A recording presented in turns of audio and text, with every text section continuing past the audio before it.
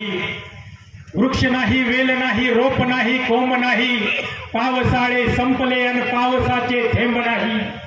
हे कसले मुरदाड पक्षी, ही कसली लाचार जगणी, रान सार पेटलं अन एक साधी बोंब नाही। भारत माता की एकच वादा, एकच वादा। बाबांनो, एका निर्णायक लढ्यामध्ये आपण पोहोचलेलो आहोत। 5 वर्षापूर्वी ज्या ब्राह्मणी गावामध्ये इतिहास घडला, ज्या ब्राह्मणी गावाने इतिहास घडवला, ज्या कान्या कोपऱ्यामधून चेडगाव असेल, मोकाळा असेल, केंद्र असेल, या कान्या कोपऱ्यातून कार्यकर्ते या ठिकाणी 5 वर्षापूर्वी जमले, तोच इतिहास परत एकदा या 2024 ला आपल्याला करून दाखवायचा आहे। याच्यासाठी आपण घराच्या बाहेर पडलो। दादा, मागच्या 5 वर्षापूर्वी तुम्ही या सभेला उपस्थित नव्हतात आणि परत एकदा आम्ही ह्याच वेळेस हाच दिवस पातळीवरून या ब्राह्मणी गावामध्ये आलो। या गावामध्ये आल्यानंतर एवढी गर्दी पाहिल्यानंतर माझ्या मनाने मला सांगितलं की हा माणूस उद्याचा मंत्री होणार आहे। हे खरं आहे का खोटं आहे? तुमच्या विरोधात आम्ही घोषणा करून टाकली, पण या मुक्ताईनं सुद्धा ही आमची इच्छा पूर्ण केली। गेल्या 5 वर्षापूर्वी दादाला या ठिकाणी मंत्रिपद बहाल करून दाखवलं।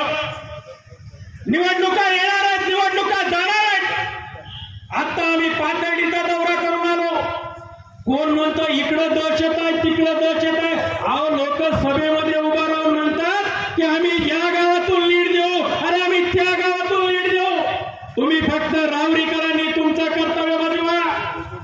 अरे आपण या रावरीमध्ये जन्माला आलो, काय कमी आहे आपल्या रावरीला? कुणी बी येऊन टपली मारून राहावं। शेजारच्या तालुक्यात गेलं तर आम्हाला म्हणतात रावरी करायचं का तुमचा, रावरी करायचं का तुमचा? अरे हा तालुका या राज्याचा मंत्रिमंडळ ठरवत होता। सोन्यासारखा माणूस आपला पहिल्यांदा आमदार झाला। या विधानसभेमध्ये त्याचा आवाज घुमला आणि हा आवाज महाराष्ट्रामध्ये घुमला। काय लक्षवेधी असेल, तारांकित प्रश्न असेल, हा माणूस आपल्या तालुक्यासाठी अहोरात्र झटत राहिला, पण कुणीतरी वल्गना करतं की काहीच काम झालं नाही। आता यांचं वय झालं, ते म्हशीला बी रामराम करते, कारण चष्मा लोकसभेपासून काळा घातलेला आहे। दिसन त्याला रामराम, दिसन त्याला रामराम। यांना कामच कसं दिसायचे हो? कारण हायमॅक्सन सभामंडप सोडून कधी कामच केलं नाही। कधी त्या हरिभाऊ बागड्याच्या डोळ्यामध्ये डोळे घालून विचारलं नाही की आमच्या रावरीसाठी काय देणार। हरिभाऊ बागडेला बाई माहित होतं। या ठिकाणी आपले सन्माननीय नेते बाळासाहेबजी थोरात यांचं आगमन झालेलं आहे, त्यांचं सुद्धा मी या ठिकाणी स्वागत करतो। भावांनो, येणारी निवडणूक फक्त 4 दिवस राहिलेली आहे आणि या 4 दिवसामध्ये तुम्हाला निकाल हाती घ्यायचा आहे। तो फक्त तुतारी वाजवणारा माणूस, तुतारी वाजवणारा माणूस। गावागावामध्ये वारं फिरायला लागलेलं आहे।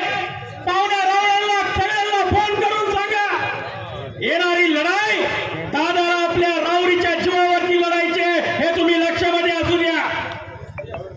मोठमोठे नेते येतील, तुम्हाला मार्गदर्शन करतील, पण येणाऱ्या 20 तारखेला तुम्हाला तुतारी वाजवणाऱ्या माणसाचा चेहरा फक्त तुमच्या डोळ्यामध्ये दिसला पाहिजे।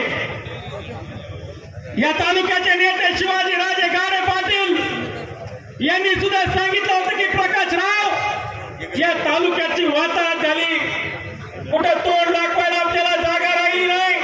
अरे मुळा डॅम, विद्यापीठ एवढं पाठ पाणी असताना आपल्याला एक रोटेशन येत होतं, पण ज्यावेळेस हा माणूस मंत्री झाला, आमच्या सुद्धा भागाला 4-4 रोटेशन यायला लागलं। ही ताकद मंत्रिपदाची आहे।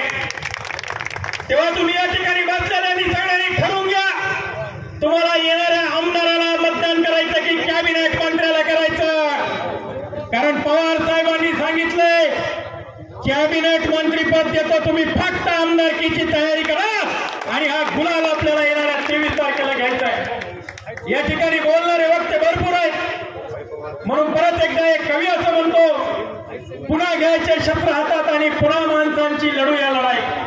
पुन्हा घ्यायचे शस्त्र हातात आणि पुन्हा माणसांची लढू या लढाई.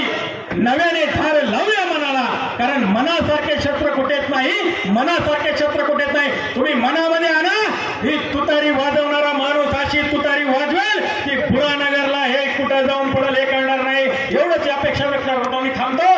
जय हिंद, जय महाराष्ट्र.